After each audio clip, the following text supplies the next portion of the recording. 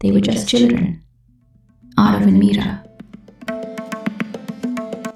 Every evening by the lake, they made paper boats, tiny dreams floating on water.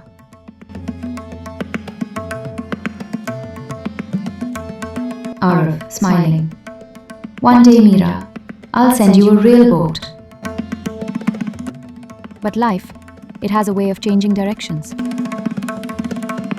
Years passed. New cities. New dreams. New faces. Yet some memories never drown.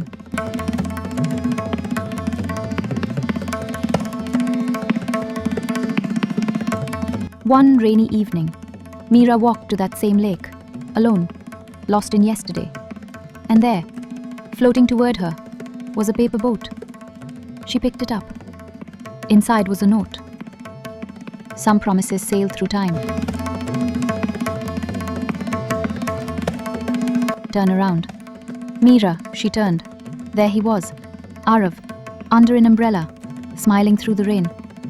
No words, just tears, laughter, and the sound of paper boats floating again.